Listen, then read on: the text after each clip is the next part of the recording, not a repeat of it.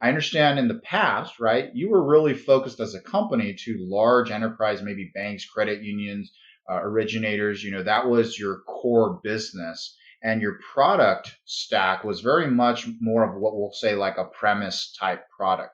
It seems like that focus was driven by some part of what was important in your business. And can you kind of talk about that part of your journey, and has that transformed over the years? Is it transforming? Can you give us insight into how does the makeup of where CGI is today to where it is in the future, as far as the kind of customers you have in your portfolio, all the way to where is your technology going in that sense?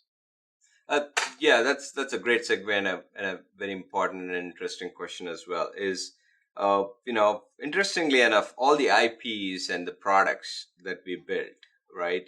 We did not just build those in isolation, right? Those were all pertinent problems that needed something to solve, right? Back in the day when we were the pioneers of collection industry through CACs many years ago, where we had our install base, right? And even then, our focus was, how do we make this process and this challenge of managing, mounting, concerns about regulation, mounting challenges about engaging with the customer, with limited technology capability back then, right? But still provide a capability which helps them solve it. And it's somewhat funny, and talk about collections here a little bit. Our product name is CAX, and back in the day, CAX stood for computer automated or assisted collection system, right? So it brings a smile in everybody's face. Is that okay? That's true. We were that. This is a big legacy here for the term CAX there, because it was back then computer was a means of helping in automating. Now we are today where technology has advanced so heavily, so forward, and what it has done is it made us think about how can we make technology solve problem, and not be the problem in itself, right? It's a different perspective if you look at it, right? And identifying those key problem areas that needed to be solved, right? Like, for instance, how do I understand my customer better, right? Was that a problem that you needed to solve 20 years ago?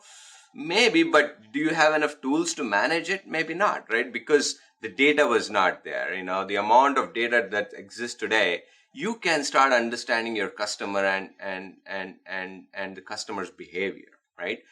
So now we want to look at how do I define that? How do I create a way for me to understand and be empathetic about a customer? Like, for instance, a customer should not tell me, if I'm a collection agent calling a customer should not tell me that, hey, uh, you calling me, but I'm surprised that you didn't know that there was a tornado in my region yesterday, and today I'm struggling to you know get something sorted out, and you're talking about what I owe you, right? So those are the kind of problems that are easily solvable, right?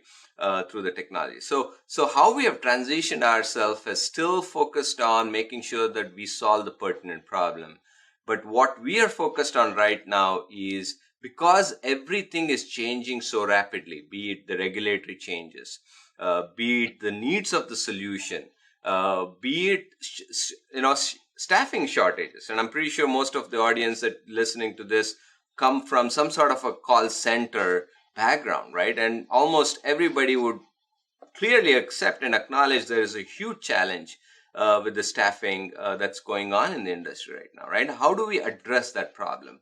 And more importantly, we'll come out of COVID, there could be increased risk of delinquency that needs to be solved for, right? So the problem is changing, but the beauty of current world is that we have tools and technology and capability that we can really imagine things that was once not possible, right? So that's where we are focused on, is how do we connect those dots and start solving those pertinent problem.